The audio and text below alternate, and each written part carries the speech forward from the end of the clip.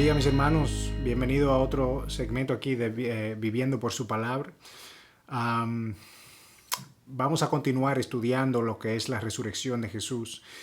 Nosotros terminamos viendo el último segmento, lo que fue el testimonio de las mujeres, y vimos cómo ellas llevaron el mensaje de la resurrección a los discípulos, pero los discípulos pensaban que ellas hablaban disparates, que hablaban locura y no les creyeron. Y entre estos discípulos había dos discípulos particulares que Lucas, el historiador, quería resaltar lo que ocurrió con ellos. Y vamos a estudiar esta historia a profundidad, vamos a ver la importancia. Esto es como la presentación de un creyente que viene a Jesús y cómo su caminar con Cristo va evolucionando hasta que uno puede realmente ver quién es Jesús. Uno no conoce a Jesús inmediatamente cuando uno se convierte. Uno tiene su salvación, pero realmente entender quién es Cristo y vivir como eso que creo toma tiempo. Eso no ocurre de la noche a la mañana. Mientras más yo conozco a Jesús, más mi vida va a ser transformada por Él. Y eso es lo que nosotros vamos a ver en estos segmentos que vienen. Nosotros vamos a dividir, esto está en Lucas 24, del 13 al 35. Lo dividí en 7 partes: el encuentro, el examen, la reprensión, la instrucción, la invitación, el convencimiento y el llamado. Y yo les invito a que lo lean detenidamente, que pausen el video si pueden, lo lean, para que juntos podamos profundizar en aquello que Lucas, el que escribió este evangelio, quería mostrarnos a nosotros. Pero hoy no vamos a enfocar lo que es el encuentro del versículo 13 al 16, pero lo voy a leer todo. Así que leo la palabra de Dios en Lucas 24, 13 al 35. Dice: y he aquí que aquel mismo día 2 de ellos iban a una aldea llamada Emaús, que estaba como a 11 kilómetros de Jerusalén, y conversaban entre sí acerca de todas estas cosas que habían acontecido. Y sucedió que mientras conversaban y discutían, Jesús mismo se acercó y caminaba con ellos, pero sus ojos estaban velados para que no le reconocieran. Y él les dijo: ¿qué discusiones son estas que tienen entre vosotros mientras vais andando? Y ellos se detuvieron con semblante triste. Respondiendo uno de ellos, llamado Cleofás, le dijo: ¿eres tú el único visitante en Jerusalén que no sabe las cosas que han acontecido en estos días? Entonces él le dijo: ¿qué cosas? Y ellos le dijeron: las referentes a Jesús de Nazareno, que un profeta poderoso en obra y en palabra delante de Dios y de todo el pueblo, y cómo los principales sacerdotes y nuestros gobernantes le entregaron a sentencia de muerte y le crucificaron. Pero nosotros esperábamos que Él era el que iba a redimir a Israel. Pero además de todo esto, este es el tercer día de estas cosas acontecieron. Y también algunas mujeres de entre nosotros nos asombraron, pues cuando fueron de madrugada al sepulcro al no hallar el cuerpo, vinieron diciendo que también habían visto una aparición de ángeles y decían que él vivía. Y algunos de los que estaban con nosotros fueron al sepulcro y lo hallaron tal y como dijeron las mujeres, o como las mujeres habían dicho, pero a él no le vieron. Entonces Jesús les dijo: oh insensatos y tardos para creer todo lo que los profetas han dicho. ¿No era necesario que el Cristo padeciera estas cosas y entrara en su gloria?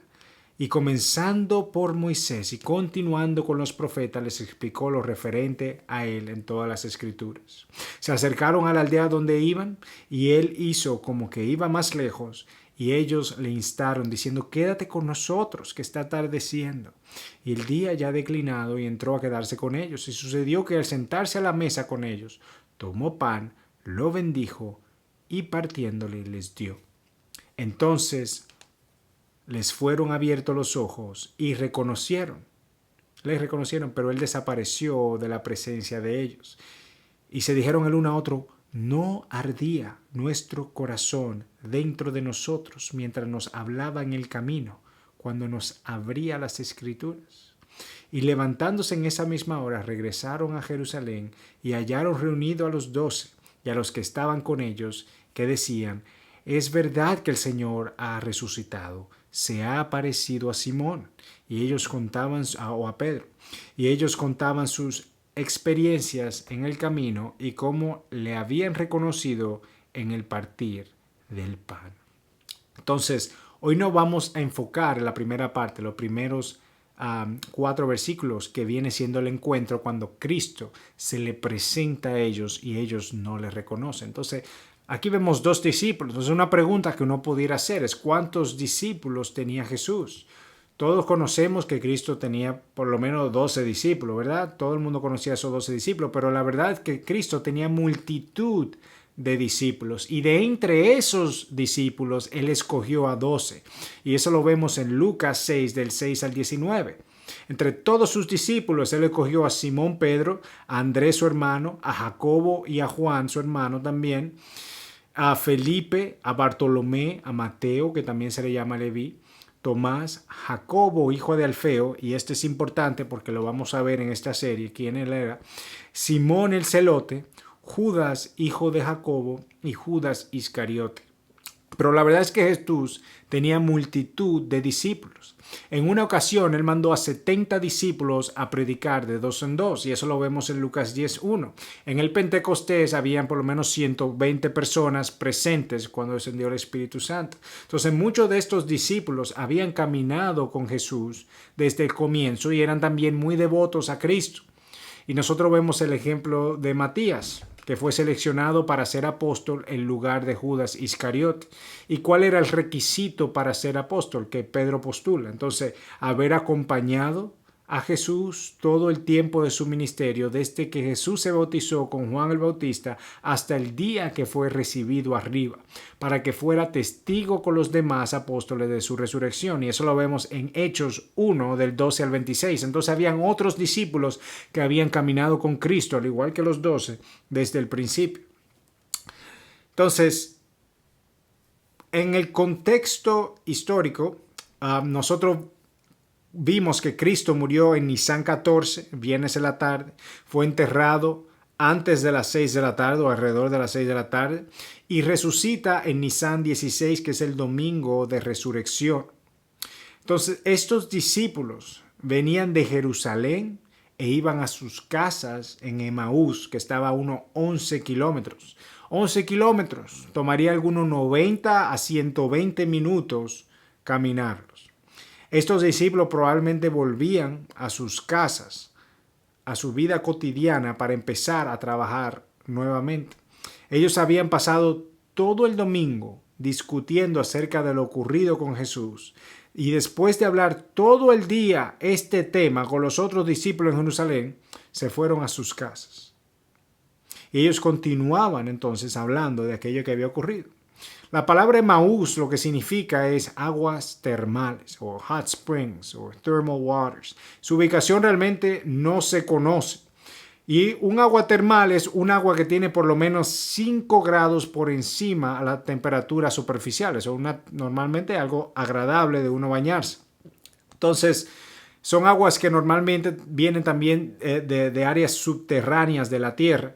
Y es posible que en estas áreas hubieran balnearios o que las personas fueran a bañarse o a recrearse en estas áreas porque habían buenos manantiales para uno bañarse. Entonces, en el versículo 15 nosotros vimos y decía: y sucedió que mientras conversaban y discutían, Jesús mismo se acercó y caminaba con ellos. Entonces vamos a detener aquí a meditar un poco en lo que esto significa. Estos discípulos duraron 3 años caminando con Jesús y no le reconocieron. Cristo veló sus ojos para que no supieran quién era que estaba delante de ellos. Ellos no habían entendido realmente quién era Cristo y por eso no los reconocían. Ellos escuchaban su voz, pero no entendían el mensaje de Jesús todavía. Sin embargo, nosotros vemos a María Magdalena, que al escuchar su nombre de la boca de Cristo, inmediatamente reconoció quién estaba delante de ella. Estos discípulos caminaron con Cristo por lo menos de 2 a 4 horas y no le reconocían. Entonces nosotros vamos a ver lo que fue este encuentro con Jesús y a profundizar en lo que significa a nosotros, sus discípulos también, y para aquellos también que no se han convencido de quién es Jesús. Cuando nosotros conocemos a Cristo verdaderamente, cuando realmente su palabra se hace vida en mí y yo entiendo, cuando yo entiendo quién es Cristo, yo no puedo continuar caminando de la misma manera. Es imposible que yo continúe caminando de la misma manera. Muchos oyen de Cristo, muchos conocen las historias de Jesús, muchos saben de sus milagros y su vida es conocida por casi todo el mundo.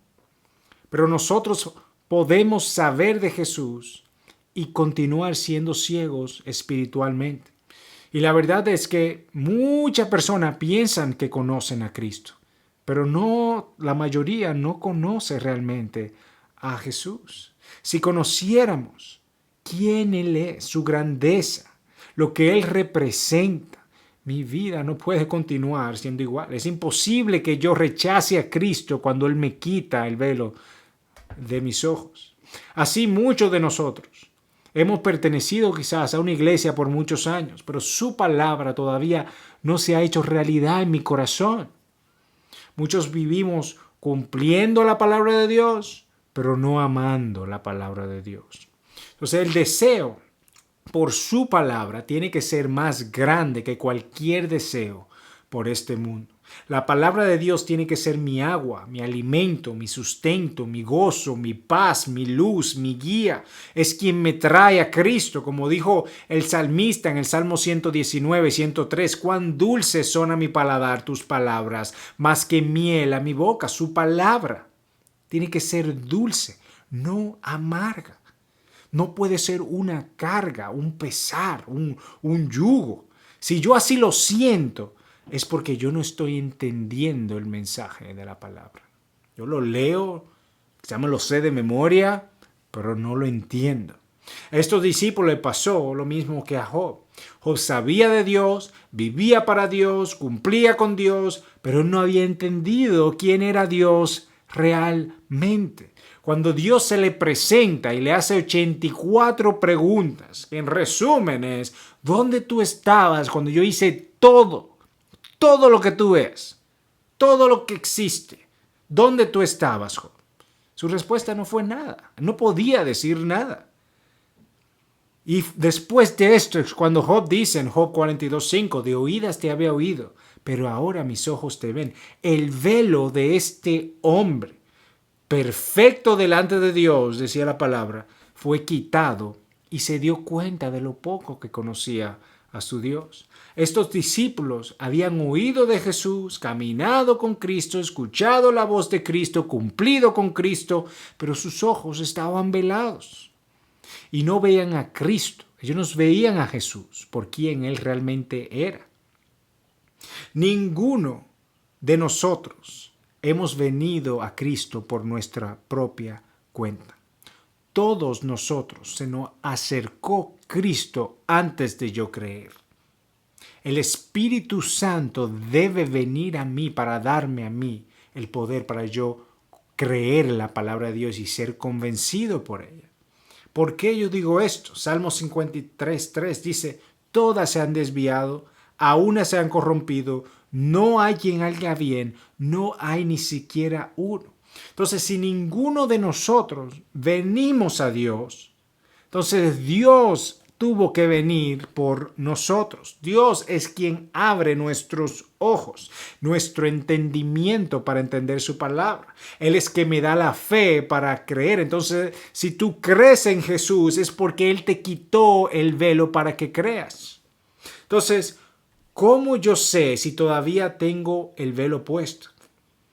Y lo difícil de la ceguera espiritual es que no es fácil darse cuenta cuando uno está ciego. Cuando uno está ciego a la verdad. Pero si nuestra vida no es una práctica de honra y de gloria a Dios, si mi vida yo no se la estoy rindiendo a Él toda, un 100%, desde que me levanto hasta que me acuesto, si mi corazón no es de Él y no arde por Él, si mi deseo no es vivir y hacer la voluntad de Dios cada día, si yo no estoy dispuesto a dar el todo por el todo, en lo poco y en lo mucho, entonces ese velo en cierto sentido todavía no se me ha quitado de los ojos. Pero la buena noticia es que Cristo te va a remover ese velo. Si lo escuchas, si lo sigues, si lo amas, si te rindes, si te entregas. Hermano, tenemos que escuchar la voz de Cristo.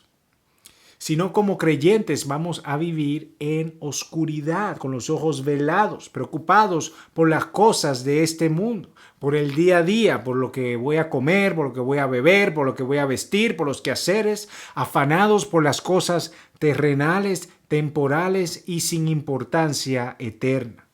Mi gozo está más muchas veces en que llegue el fin de semana, en las próximas vacaciones, en mi cumpleaños, en una fiesta, a que llegue la hora de la noche, en vez de que llegue la hora de la noche para yo venir delante de Dios o despertarme en la mañana y venir delante de Dios y rendir mi vida continuamente delante de Él, aprender de Él, orar, escuchar su voz, leer su palabra, escudriñarla, estudiarla. Ese debe ser mi mayor satisfacción. Si soy creyente verdadero, mi mayor satisfacción está en su palabra, no en cumplir un devocional.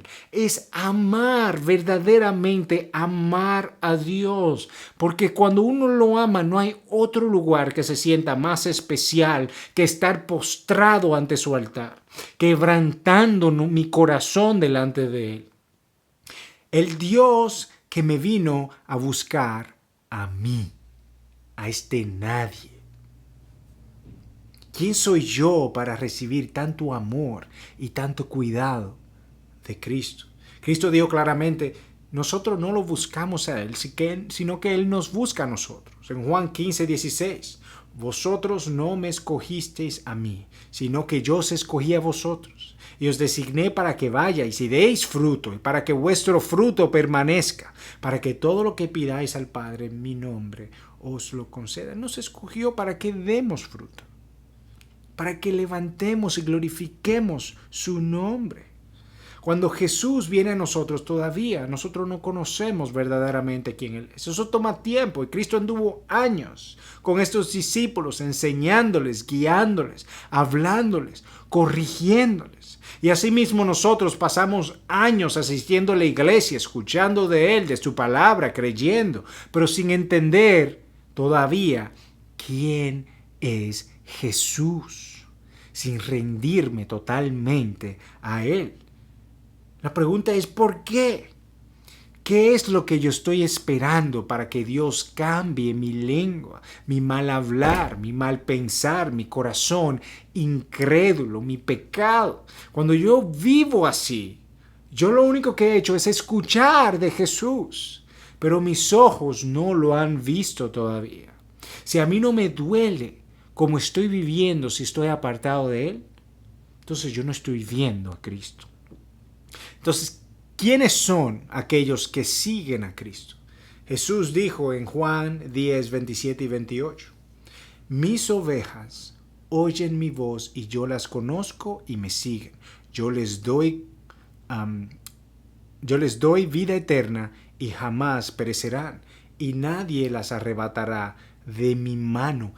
Este es mi Cristo, mi buen pastor, quien me ama, quien me cuida, y que nadie me puede arrebatar de su mano. Estoy 100% seguro en Él. Estos discípulos no veían a Jesús, pero ya estaban 100% seguros en Él, y Cristo los tenía en sus manos, y por eso se le presenta para guiarlos a su presencia. Ustedes saben lo que nosotros somos. Cuando creemos en Dios, cuando creemos en Cristo, somos un regalo de Dios Padre a Cristo, a su Hijo, su iglesia, un regalo corrompido por el pecado que Él viene y restaura con su propia vida.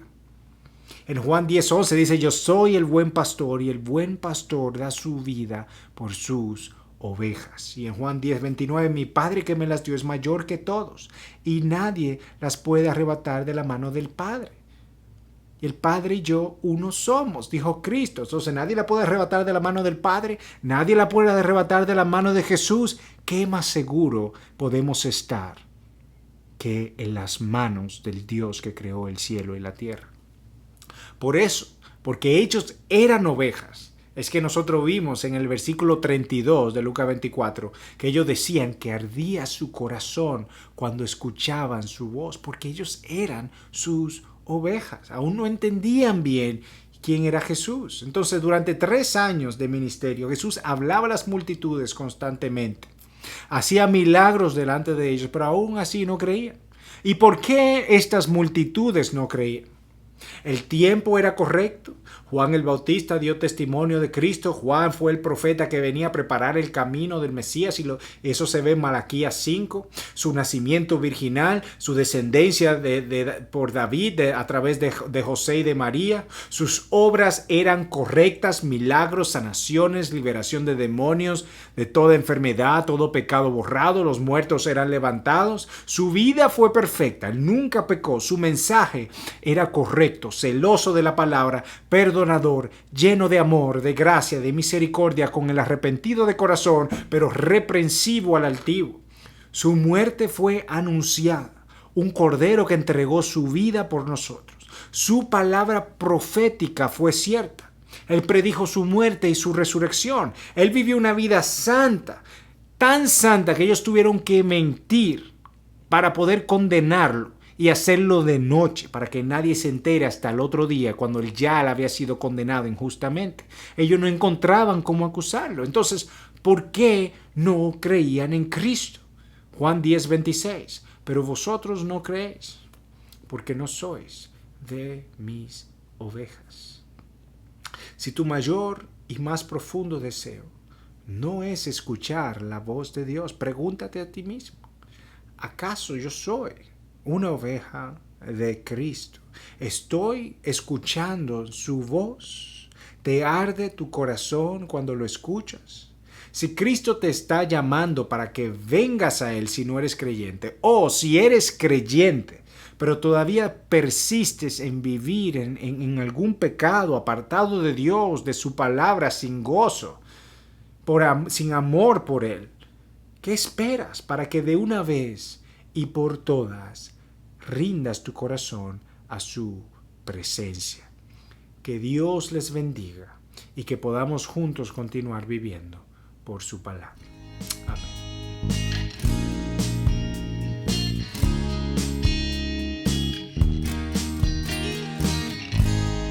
Abre mis ojos y mi corazón para escuchar tu voz. Prepara el camino para recibir tu palabra, oh Señor. Guíame a ti para vivir por tu palabra.